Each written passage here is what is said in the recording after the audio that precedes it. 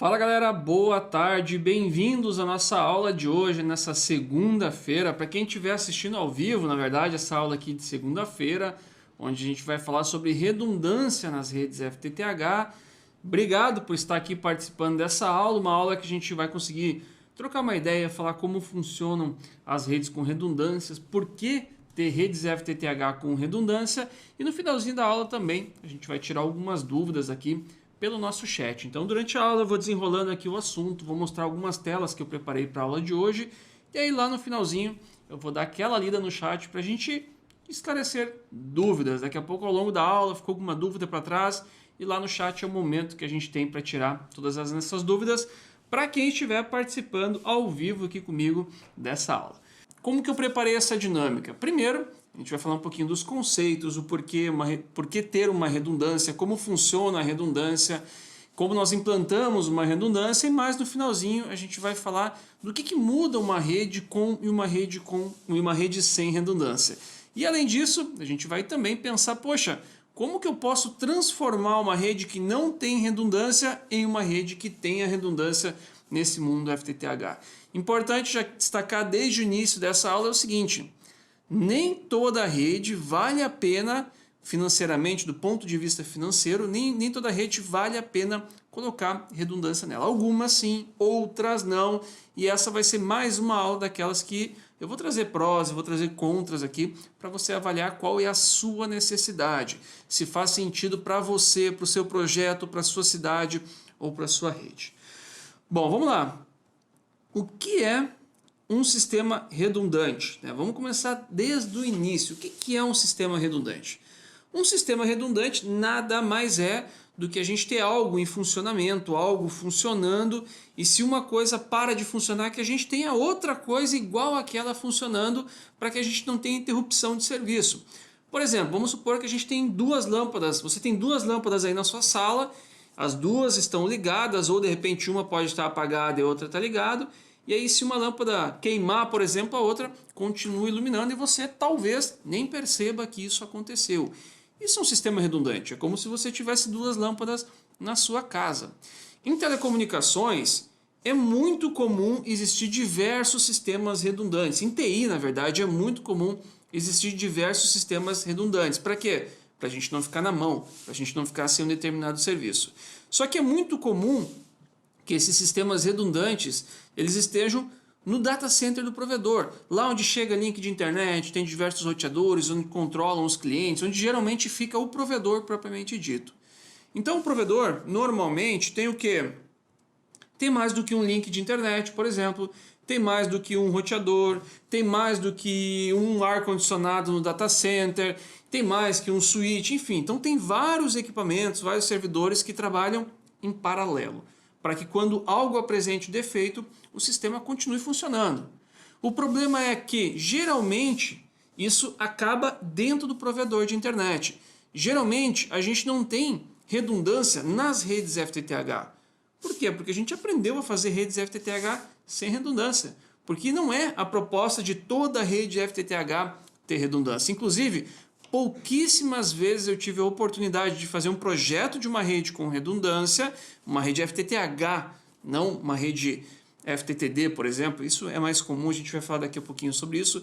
Mas uma rede FTTH, pouquíssimas vezes eu tive a oportunidade de fazer um projeto com ela redundante, de acompanhar uma rede em funcionamento, de fato ver uma rede operando com a redundância. Mas é algo que, para muitos, é simples. É barato, não é nem investimento de outro mundo, e aí dá para dar um up aí na sua rede colocando uma certa redundância nela. Bom, vamos lá. Antes da gente falar da redundância no mundo PON propriamente dito, primeiro a gente precisa dar um passinho aqui, trazer um pouco de conceito de rede. Quando eu falo rede, é rede mesmo, rede de computador, daquelas matérias que a gente vê quando a gente estuda tecnologia propriamente dito, quando a gente estudava informática e redes, hoje, há muitos anos, na verdade, é um mundo de TI, e a gente aprendeu esses conceitos que pareciam muitas vezes balela na época, mas que valem até hoje, eu tenho certeza que vai valer por muito tempo ainda, indiferente de qual tecnologia a gente esteja falando. Bom, primeiro, é muito comum a gente ter redundância quando a gente fala em sistemas que estão interligados, ou POPs e provedores que estejam interligados em anel. Mas o que é uma topologia em anel? Bom, eu separei na tela aqui para você uma topologia em anel. Vamos supor aqui uma interligação. Vamos supor que aqui em cima, nessa bolinha de cima, deixa eu só colocar aqui mais, botar uma canetinha aqui para a gente... Aqui, pronto, agora ficou melhor. Então imagina o seguinte, imagina que nessa primeira bolinha aqui de cima, é uma bolinha onde fica, por exemplo, o seu provedor de internet. Imagina que a bolinha da direita aqui, de repente é uma torre sua, um POP seu, e aqui a mesma coisa, a terceira, a quarta, a quinta e sexta, enfim. Imagina que todos esses pontos é algum local seu aí que você faça distribuição de internet nesses pontos aqui. Beleza. Uma topologia em anel é quando nós interligamos um ponto, o primeiro ponto no segundo, o segundo no terceiro, o terceiro no quarto, o quarto no quinto, o quinto no sexto, e esse último ligando novamente no primeiro ponto, fazendo essa ligação em anel. Legal, isso é uma topologia em anel, que pode ser o provedor com os POPs, com as torres, que pode ser dentro do provedor o cascateamento de switches. Daqui a pouco você tem lá 6 switches, 4 switches, e o primeiro switch está ligado no segundo, o segundo no terceiro, o terceiro no quarto, o quarto no quinto, o quinto no sexto, e o sexto switch está ligado novamente no primeiro ou na rede core do seu provedor de internet. Isso é muito comum existir essa redundância, inclusive no uplink de OLT, ou seja, na chegada do link de internet para OLT. Mas nessa aula aqui a gente não vai falar disso, a gente vai falar da redundância no mundo PON propriamente dito, nos splitters, naquele sinal que vai para a casa do cliente. Então, esse é o conceito de uma topologia em anel, quando a gente tem esse formato aqui em anel. Beleza. Qual é o grande objetivo de ter essa interligação em anel? O objetivo dela é o seguinte. Imaginamos de novo aqui os nossos 6 pontos e que houve uma falha, um rompimento entre o ponto 4 e o ponto 5. O que vai acontecer?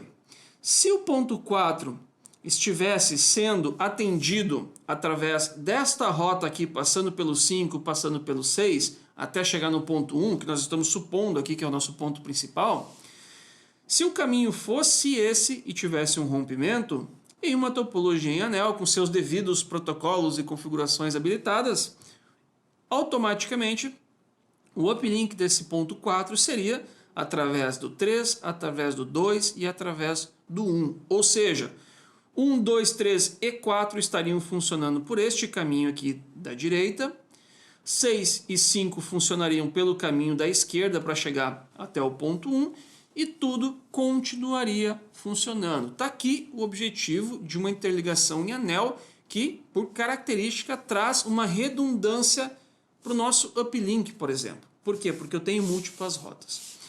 Quando nós temos múltiplas rotas, como é o caso aqui, cada um desses pontos tem 2 saídas, pode ser, dependendo do protocolo, dependendo das configurações, que o equipamento ele utilize as 2 rotas ao mesmo tempo. Ele pode mandar algumas informações por um caminho e outras informações por um caminho. Ele pode enviar informações por um caminho e estar recebendo informações de outro caminho ou de outra rota, fazendo um balanceamento, somando banda e de quebra já tendo redundância.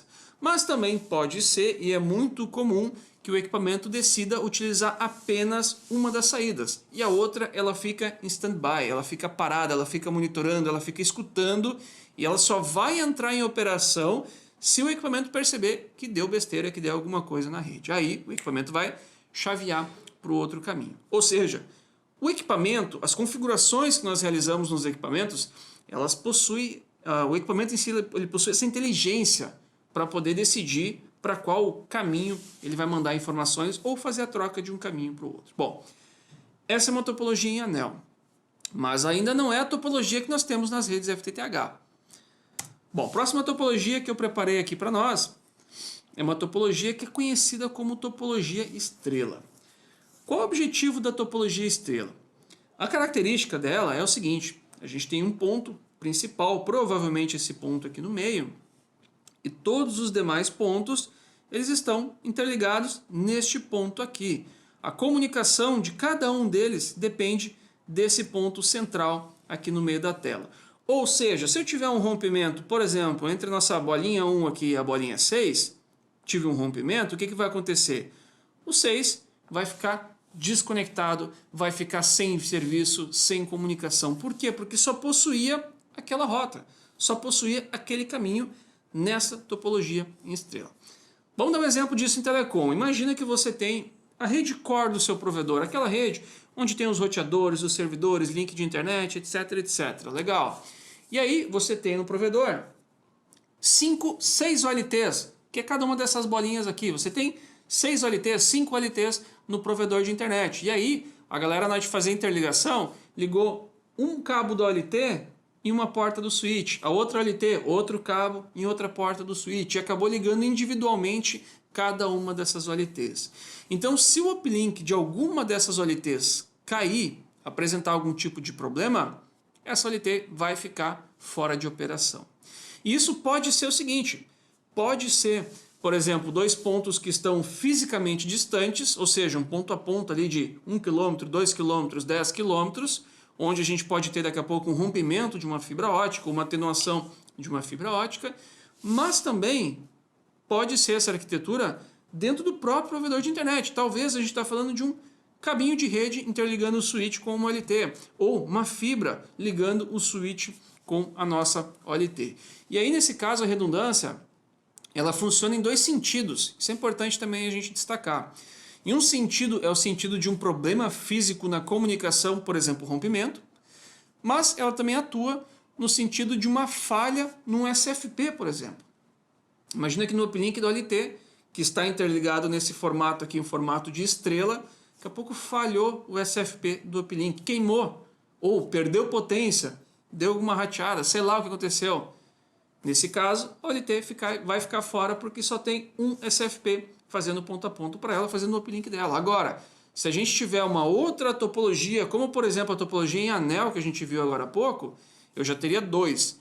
Eu tendo duas rotas, eu já teria uma redundância de rota, o sistema já ia continuar funcionando, a internet já ia continuar funcionando por outro caminho. Mas lembrando que as redes FTTH também não são topologias como estrela. Então a gente também não encontrou a topologia ainda que se encaixa nas redes FTTH. Bom, próxima tela aqui é uma topologia conhecida como barramento.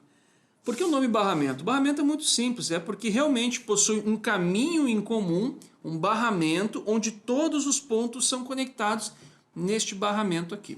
E qual é a falha de algum sistema em barramento? A falha é o seguinte, se eu tiver um problema na comunicação ou um rompimento no barramento, o que vai acontecer? Tudo que está daquele ponto para frente vai parar de funcionar, vai ficar sem comunicação também. Este é um problema crítico em um sistema que utilize uma topologia como barramento. E a última topologia que eu tenho aqui separada para nós é uma topologia que é conhecida como árvore. Qual é que é a ideia da topologia como árvore ou como é que é a característica dessa topologia como árvore? A topologia como árvore, ela vai abrindo onde nós temos pontos conectados a pontos. Por exemplo, eu tenho esse bolinha aqui de baixo, vamos supor que novamente ela seja o meu ponto principal, seja o meu concentrador, e a partir dela eu vou abrindo, nesse caso aqui está um formato de V.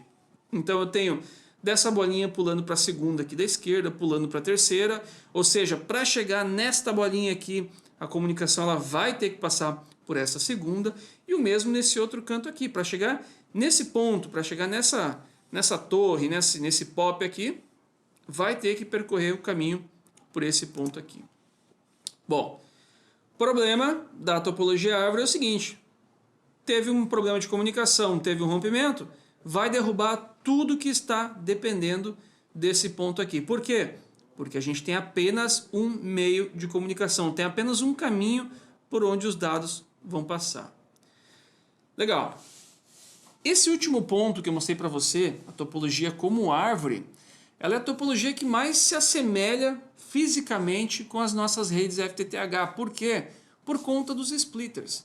Então, se a gente olhar o splitter, por exemplo, que está aparecendo na tela para você aqui, ele tem o mesmo formato que uma topologia em árvore. Claro que essa árvore aqui está no formato de V. Agora, se eu deitasse ela como o splitter, por exemplo, aqui, a gente consegue perceber esse mesmo formato.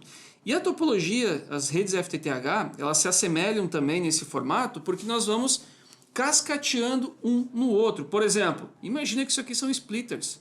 Então eu tenho um splitter que envia sinal para outro splitter, desse splitter deriva para outros dois splitters, ou seja, a gente vai dividindo o nosso sinal e no meio dessa comunicação, se eu tiver um problema no splitter, algo que aconteceu, uma atenuação, a gente vai pendurar tudo que está dali para frente. Bom, os splitters tradicionais, aqueles splitters que nós utilizamos nas redes, como esse splitter aqui, esse splitterzinho que está aqui na minha mão, eles são splitters chamados de 1 para N. 1 significa que ele possui uma entrada e N significa que ele pode ter várias saídas. Esse cara aqui, por exemplo, é o splitter de 1 para 8. Ele poderia ser 1 para 4, 1 para 16, 1 para 32, mas esse cara aqui é 1 para 8 e o número 1 é por isso. É pela quantidade de entradas, por isso que ele chama de splitter 1 para N.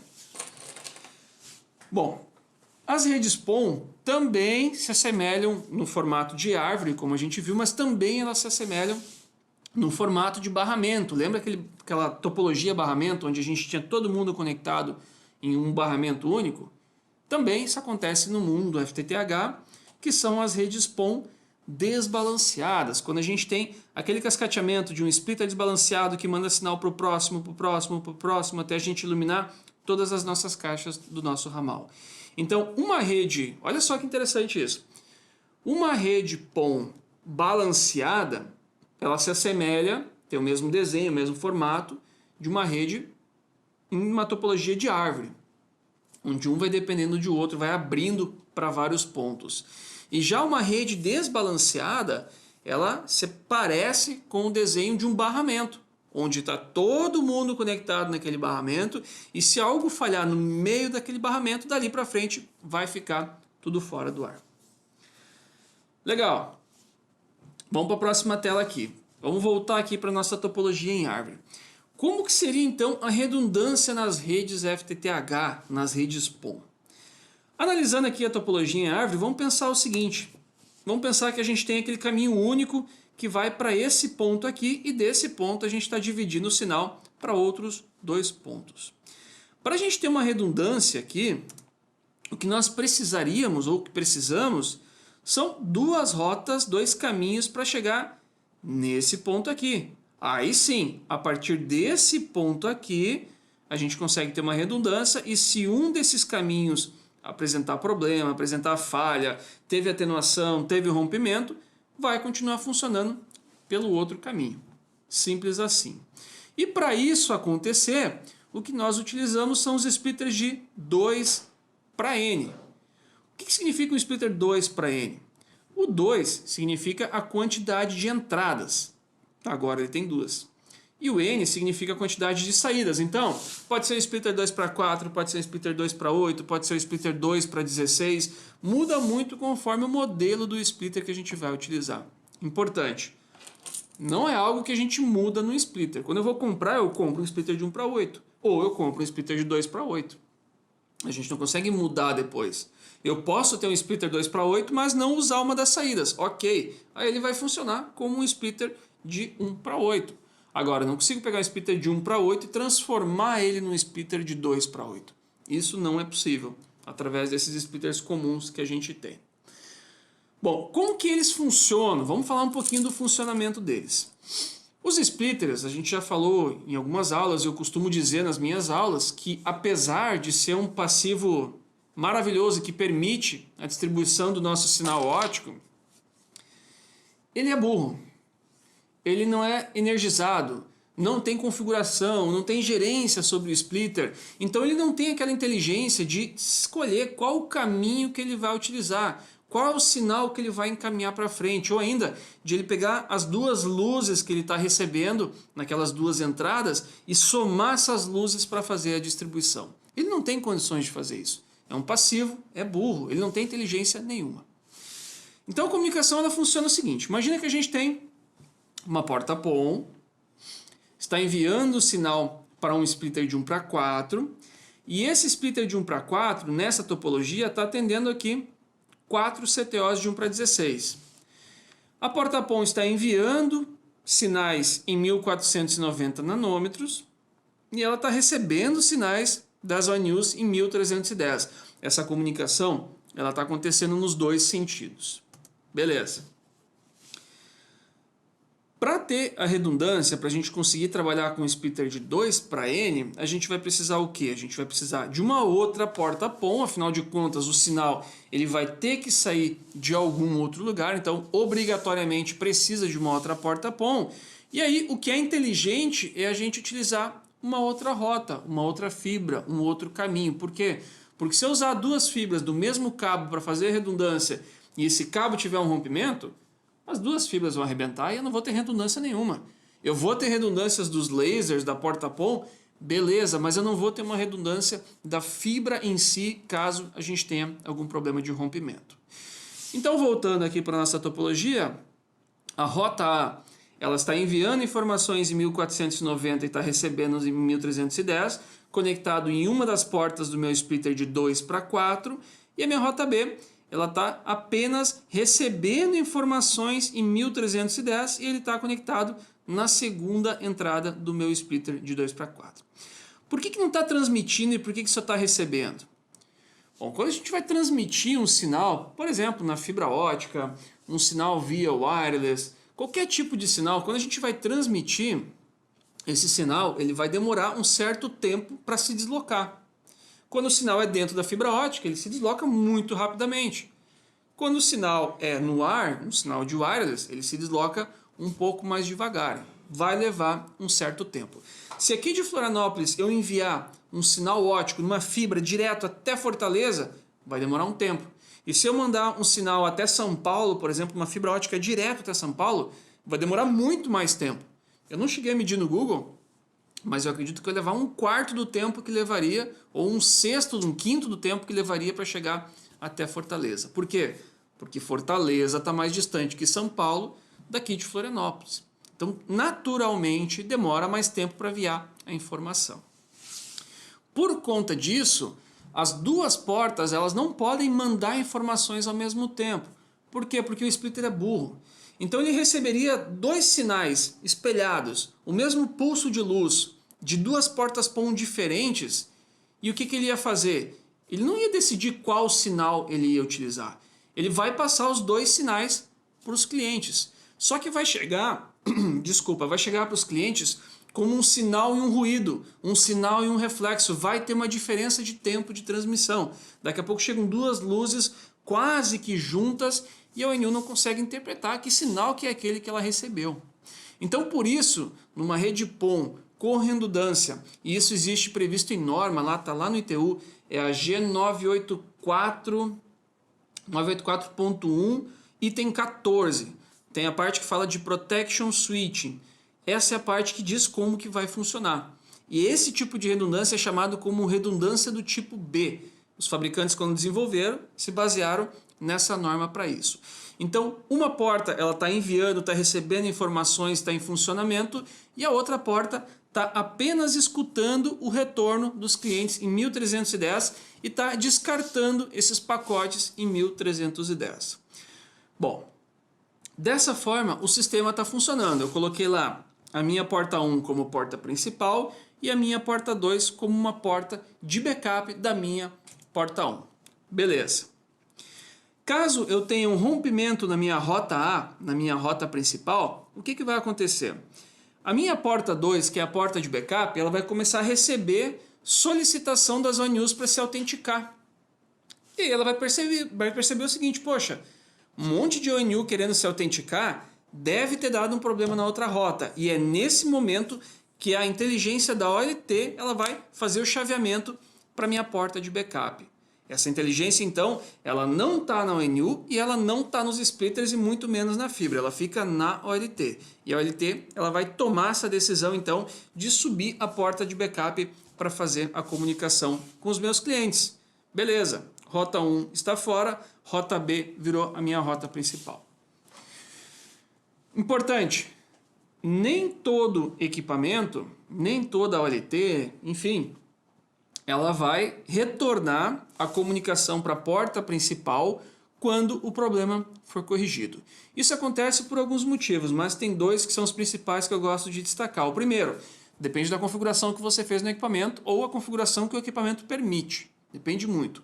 Segundo que, dos métodos de chaveamento para redundância, existe um método que é o método automático, que é quando realmente tem um rompimento, e existe um método que é o método manual, o método forçado, que serve para a gente fazer uma manutenção, por exemplo. Imagina que você tem que fazer uma manutenção na fibra, você tem uma rota de backup, então você joga todo mundo para a rota de backup, faz a manutenção na fibra, depois você pode voltar para a fibra anterior. Então, por esse motivo, de poder ser automático ou de poder ser manual, nem sempre o equipamento ele vai voltar automaticamente para a porta principal.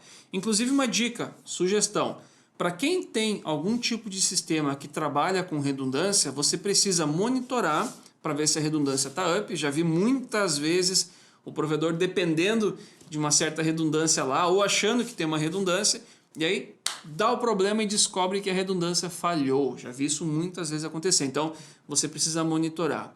E a segunda dica é o seguinte: frequentemente faça o chaveamento para redundância para você ter certeza que está funcionando tudo bem, como deveria funcionar. Legal. Próxima tela aqui. Você viu que eu usei um splitter aqui de 2 para 4 como exemplo, onde a gente tem duas rotas fazendo a comunicação até a entrada do meu splitter de 2 para 4. A comunicação feita nesse formato aqui garante que a gente vai ter redundância caso tenha algum rompimento nessa fibra que chega até o splitter de 2 para 4. Agora, nós não temos uma redundância se a gente tiver um rompimento no meio do ramal. Então, por exemplo, do splitter de 2 para 4, que é meu splitter de primeiro nível, essa parte da minha rede aqui, ela vai ser meu backbone, que vai mandar sinal para as minhas redes. Desse splitter 2 para 4 para frente, aqui é o nosso ramal de derivação, onde a gente tem as nossas CTOs e onde a gente faz o atendimento das nossas CTOs. Nesse ponto da rede, os splitters que nós temos são splitters de 1 para alguma coisa. 1 para 8, 1 para 16. Não são splitters de 2 para 16, splitters de 2 para 8. Por quê? Porque a redundância de porta-PON, a redundância de uma rede FTTH, previsto em norma, a redundância do tipo B, prevê que exista redundância até o primeiro splitter. Ou seja, apenas o primeiro splitter é que pode ter duas entradas e a gente pode iluminar por duas portas diferentes. Eu não posso ter um splitter de 2 para 16 aqui, alimentado por dois splitters de 2 para 4 que venham de rotas totalmente diferentes. Por quê? Porque os splitters eles não têm essa inteligência de escolher qual vai ser o caminho que ele vai utilizar, por esse motivo. A única forma da gente conseguir uma redundância até a caixa de atendimento é se aquela caixa fosse, utilizando uma redundância do tipo B, é se aquela caixa fosse de fato com um splitter de 2 para 16 e que essas entradas do splitter viessem direto lá da minha porta PON. O que não faz sentido nenhum. Você ia ter uma porta, você ia usar duas portas PON da OLT para atender apenas 16 clientes. Não faz sentido nenhum mesmo. Então, a redundância ela existe até o nosso splitter de 2 para 4 aqui, onde é feito o atendimento. Eu escuto muito essa pergunta: ah, Machado, e se eu fizer assim, e se eu botar um outro splitter, e se eu botar um splitter de 1 para 4, e se eu botar antes do splitter de 1 para 4, botar um splitter de 1 para 2, eu consigo fazer de outro formato? Não, a gente não consegue. Por quê? Porque a inteligência, e por isso que eu falei antes que o splitter é burro, porque a inteligência está no LT, ela não está nos splitters. Então, por esse motivo que a redundância do tipo B, a gente consegue colocar até o splitter 2 para alguma coisa, até o splitter de primeiro nível. Bom, vamos trazer um exemplo aqui então aqui, pessoal. Deixa eu dar uma olhadinha só na minha tela aqui que eu vou preparar para trazer como exemplo aqui para você. E eu quero te mostrar o seguinte. Eu vou te mostrar agora um desenho aqui que é de uma rede PON sem redundância, uma rede tradicional. É como se fosse o diagrama de emendas aqui de uma rede tradicional. O que a gente tem nesse diagrama de emendas?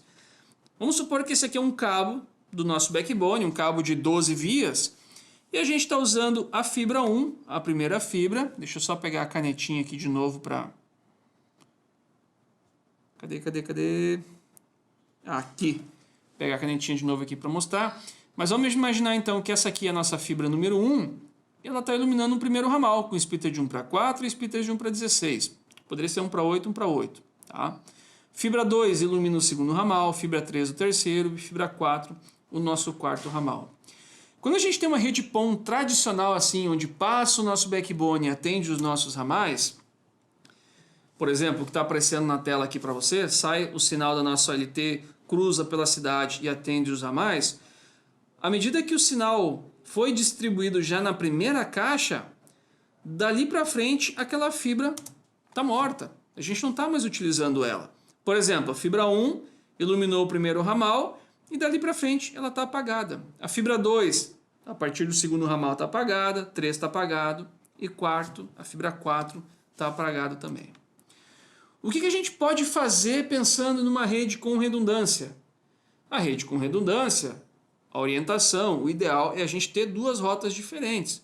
Então a gente pode fazer o seguinte, olha, eu posso ter um outro caminho de backbone que sai da minha OLT, dá a volta pela cidade e chega lá no final do nosso ramal.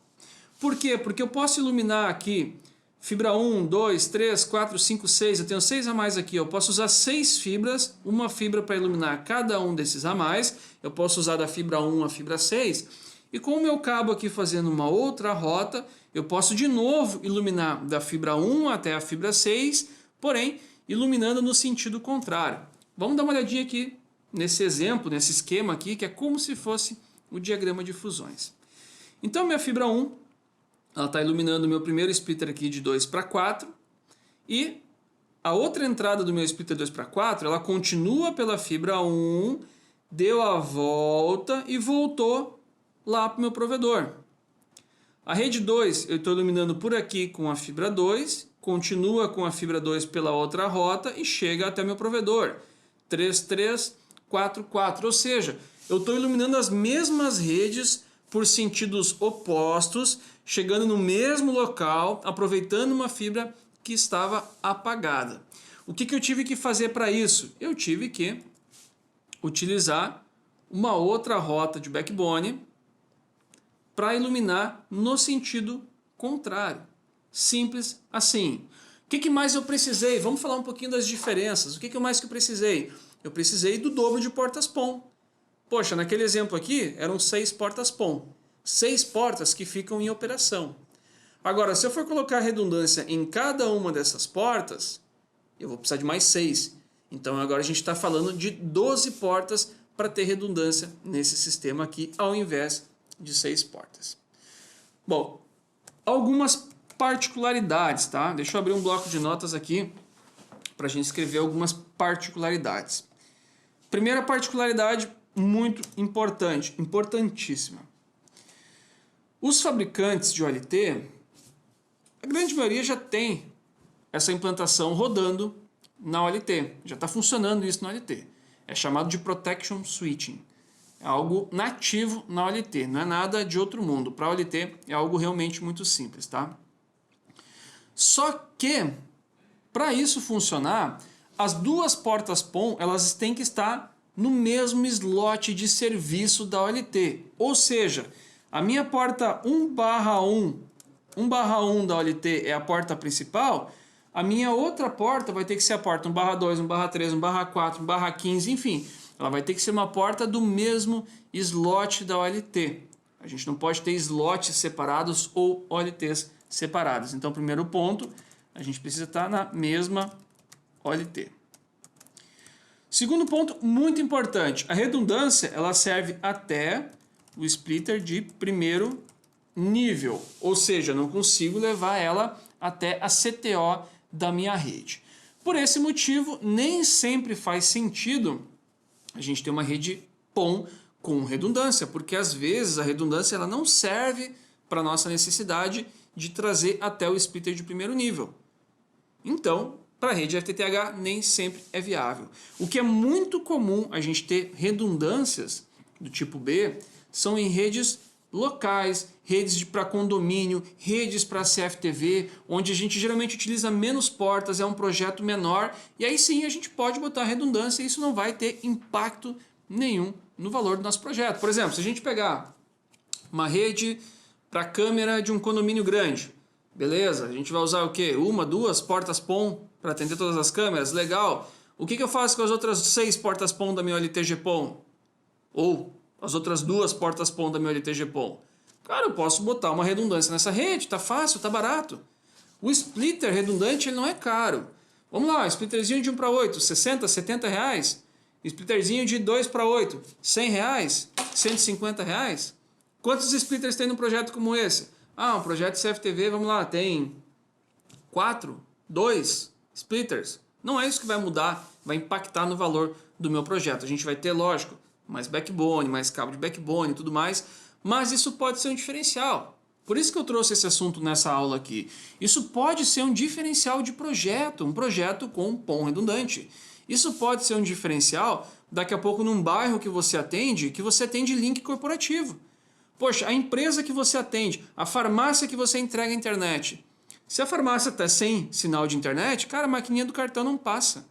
Simples assim, não fatura. Se a empresa está sem internet, não tem caminhão fazendo coleta de mercadoria porque não consegue emitir uma nota fiscal. E aí depende do provedor, depende da empresa ter um segundo link de internet para esse tipo de situação. E aqui uma outra dica, viu? Provedor local, muitas vezes, nas grandes empresas, o link que ele fornece acaba sendo um link de backup. Por quê? Porque muitas empresas grandes preferem ter um link de uma grande operadora como link principal. Só que já aconteceu muito comigo quando eu trabalhava em provedor de internet, da gente entrar numa empresa como link backup, e aí caía a operadora e o nosso backupzinho estava lá. Caía a operadora de novo e o backupzinho estava lá do provedor de internet. Até que chegou uma hora que a empresa inverteu. Pegou o provedor de internet local, colocou como link principal e a grande operadora ficou como backup. Isso é comum acontecer, é muito comum acontecer. E esse tipo de rede acaba favorecendo esse tipo de situação. A gente ter uma rede com uma disponibilidade melhor. Então o que faz sentido? Faz sentido um distrito industrial, um condomínio, um lugar cheio de empresas, na avenida principal da cidade que é cheia de comércio, a gente fornece um monte de link corporativo nesses comércios ali. Enfim, são situações onde financeiramente vai ser viável.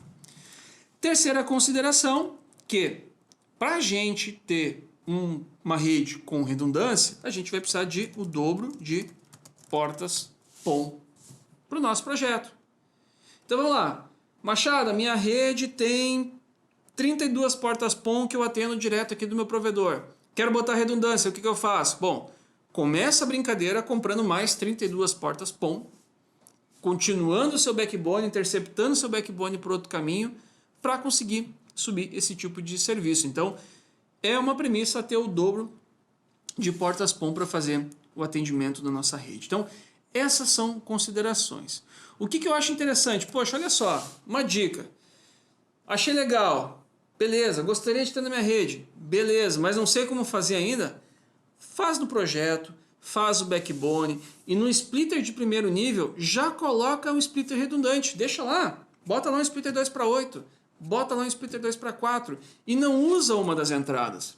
Você usa apenas uma, a principal, e faz o FTTH convencional. Se daqui a 6 meses, se daqui a 1 ano, você puder colocar o serviço redundante na rede, beleza, aí você continua o backbone, faz aquele outro caminho como eu trouxe como exemplo aqui, e aí você pode botar mais porta PON e subir a redundância na rede. Beleza? O que não muda, tá? Não muda dimensionamento de CTO. Se o seu projeto já é com CTOs de 1 para 16 e você dimensionou, viu que CTO de 1 para 16 é o ideal do projeto, as CTOs são as mesmas. Para 16, 1 para 8, 64, 128, tudo permanece igual. EPON, tudo permanece igual. O que muda é só a forma que você vai alimentar o splitter de primeiro nível da sua rede FTTH. Simples assim, redundância, simples assim, sem mistério nenhum. Beleza, galera? Vamos tirar dúvidas aqui pelo chat, tá? Os exemplos que eu tinha preparado para a nossa aula de hoje são esses que eu mostrei para vocês, são essas considerações.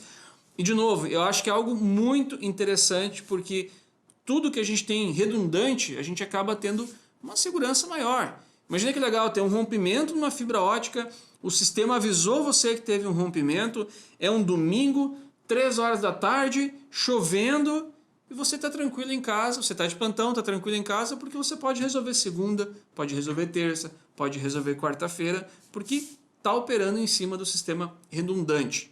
Então é uma segurança maior, que muitas vezes a gente pode subir na nossa rede e outras vezes não dá para subir na nossa rede. Paciência, aí a gente tem que procurar outros artifícios para ter uma rede mais estável, para ter uma rede melhor.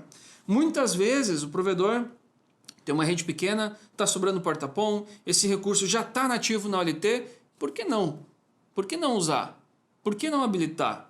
É a mesma coisa do uplink da OLT. Lá no início eu mostrei aquela topologia em anel, e muitos provedores pegam uma portinha da OLT e faz o uplink para o seu MikroTik. Tá funcionando, tudo certo, mas cara, tá sobrando porta do MikroTik ou do switch, tá sobrando porta do core, tá sobrando porta da OLT também para fazer ponto a ponto. Por que não botar duas? Por que não botar redundância entre elas?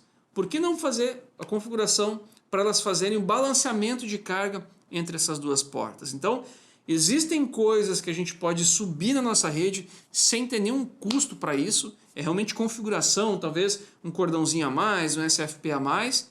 E existem coisas que custam um pouquinho mais caro para a gente botar redundância aí. A gente vai aos poucos, estuda, faz uma simulação, faz um teste, calcula e coloca na rede.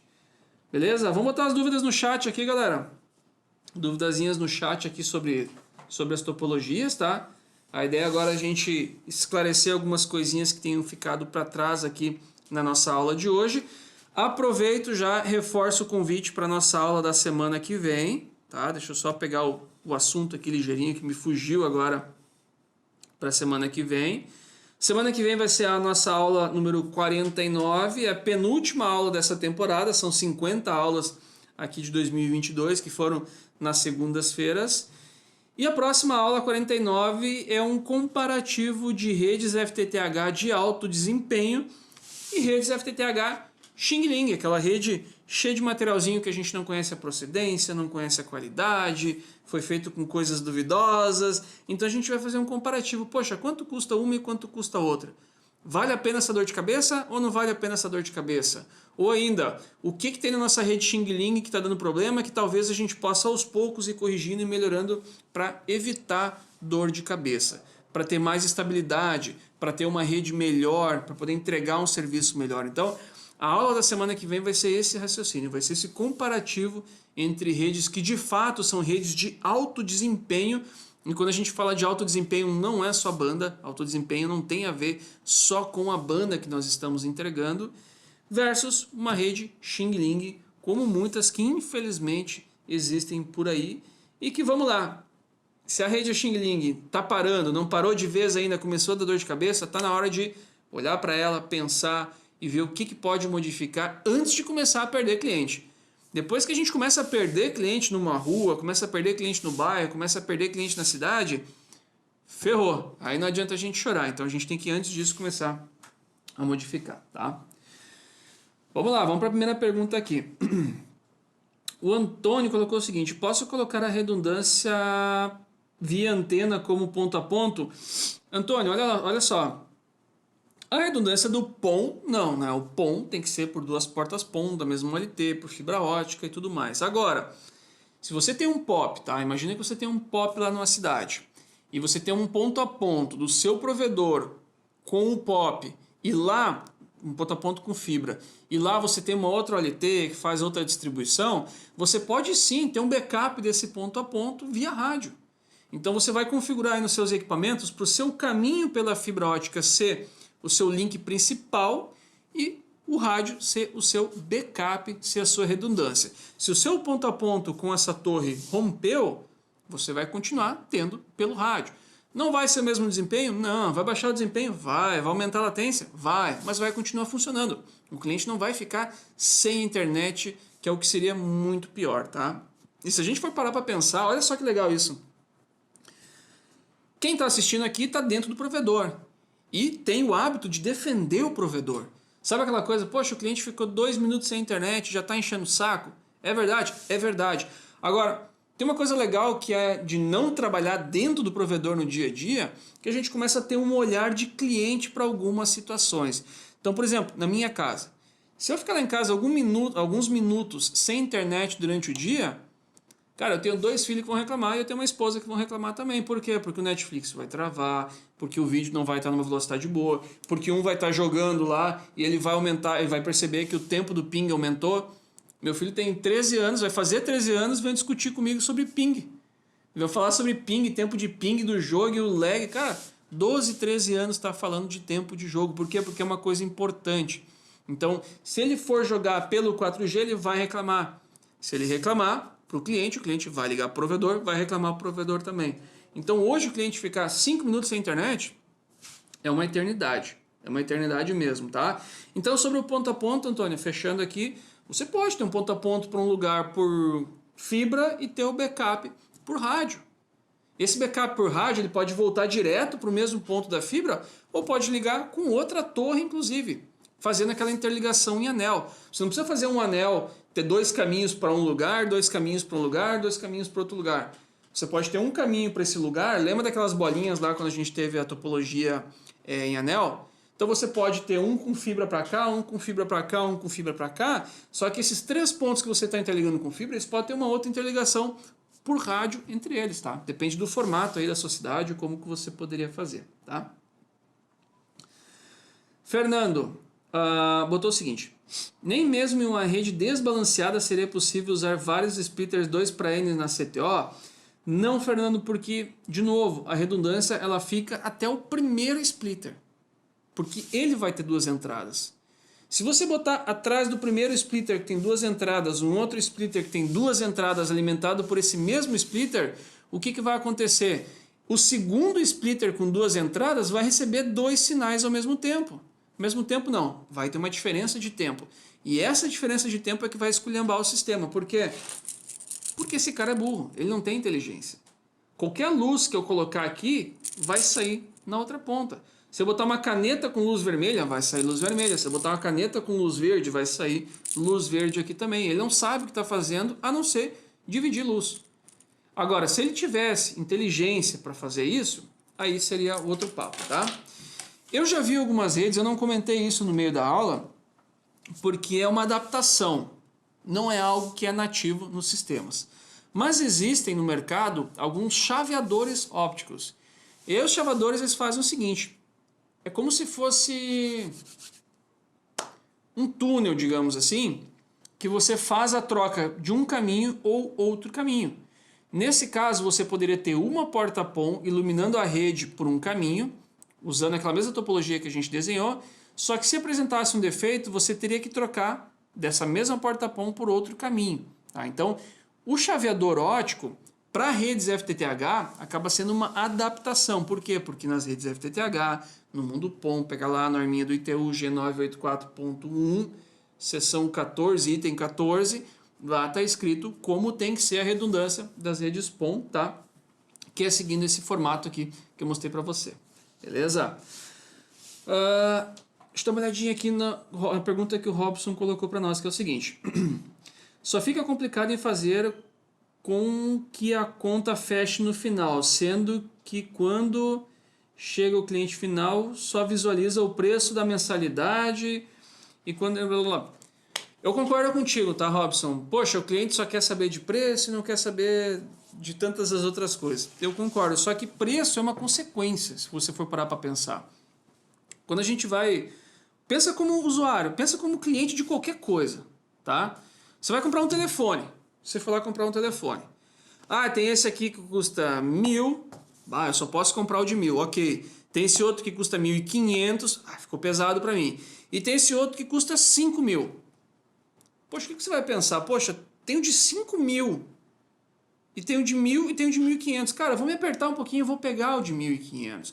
O que eu quero dizer com isso? Muitas vezes, quando a gente sabe de outras coisas, que existem outras coisas mais caras e que geralmente são mais caras porque são melhores, nem sempre a gente vai naquele baratinho. Porque a gente, poxa, eu não quero pegar aquele que é mais simples. Isso, a grande maioria das pessoas fazem assim, não é um ou outro só. Quando um cliente ele sabe que existe internet de 69, 79, 99 e 200, naturalmente ele vai entender que 200, opa, a de 200 tem alguma coisa melhor do que essa outra aqui, tá?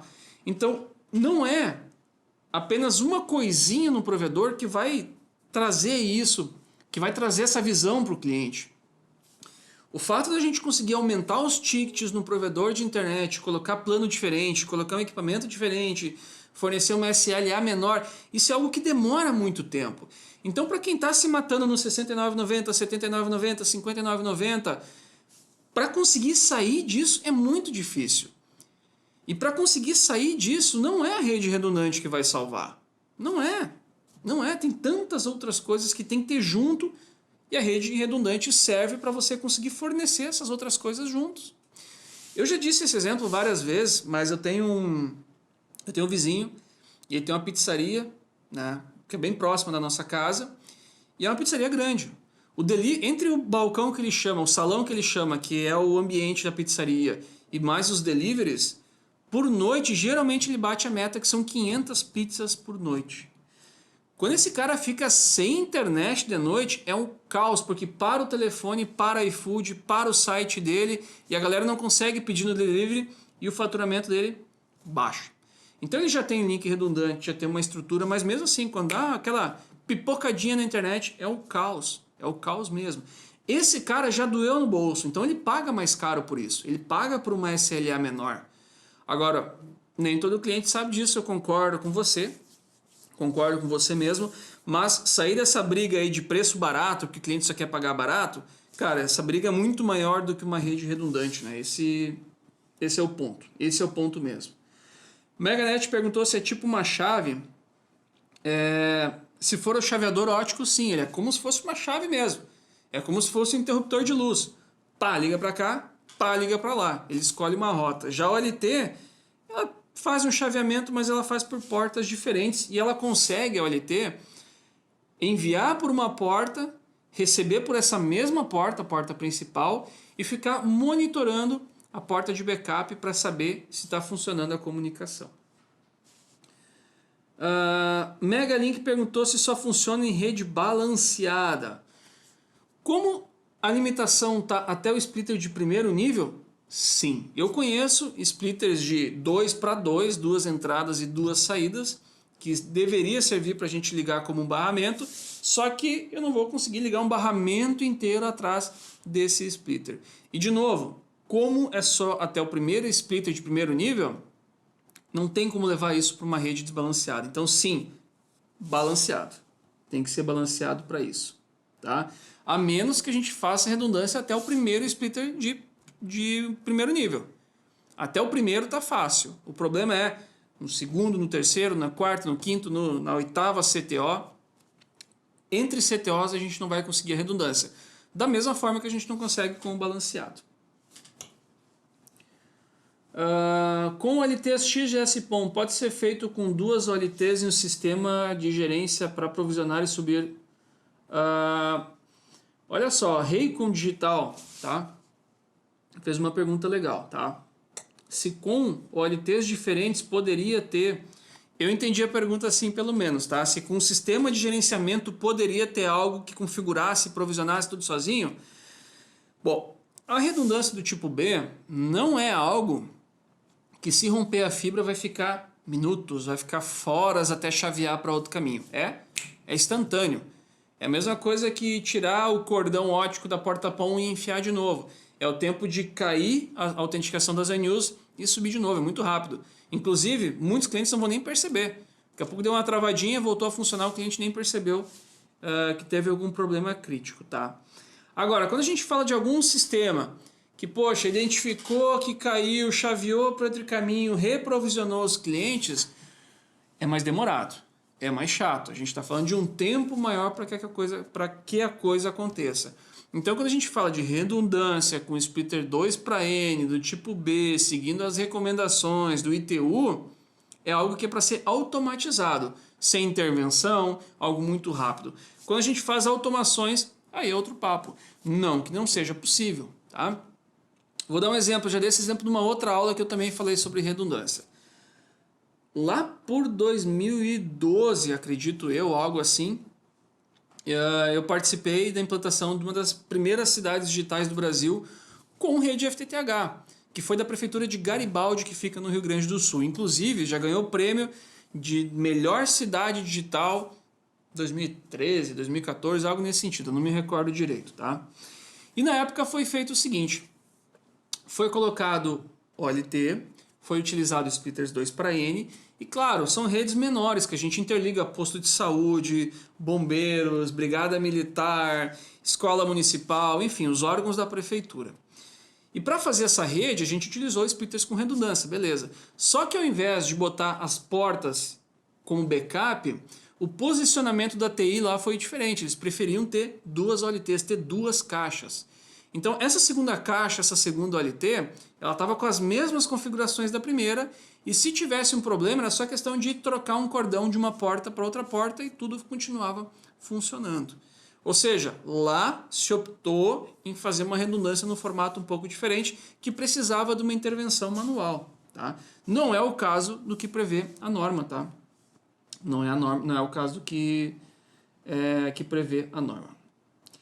Beleza, galera? Fechou então. O que eu tinha preparado de conteúdo era esse. A gente bateu mais um papo aqui nas dúvidas. Eu espero ter esclarecido todas as dúvidas. Se ficou alguma, coloca nos comentários aqui embaixo desse vídeo. Também os comentários servem para isso, para a gente tirar algumas dúvidas por aqui. Tanto nós aqui, time Fiber School, quanto também todos os outros colegas que estão participando aqui e que conhecem também, que trabalham com o nosso mundo de FTTH. A gente aprende muito trocando informações. Então, tudo que a gente traz aqui em aulas é o resultado de estudo, de prática e de trocar ideia também com profissionais do Brasil inteiro. É assim que nós todos aprendemos e conseguimos fazer cada vez redes melhores, redes que entreguem mais, redes que custam menos, redes que dão menos dor de cabeça também. Reforço o convite para você para a nossa próxima aula, a nossa penúltima aula nessa temporada, que é a aula número 49, onde a gente vai falar sobre redes de alto desempenho versus redes Xing Ling. A gente vai entender quais são os problemas, quanto custa, qual que é a real economia em ter uma rede Xing Ling e o que a gente pode aos poucos ir melhorando na nossa rede Xing Ling para realmente se tornar uma rede de alto desempenho. Lembrando que quando a gente fala de alto desempenho, não é só banda. Banda é apenas uma das coisas que uma rede de alto desempenho entrega. Tem várias outras coisas que a gente realmente precisa ter na nossa rede para ter uma rede de alto desempenho. Beleza? Valeu e eu te vejo então na nossa próxima aula, aula número 49.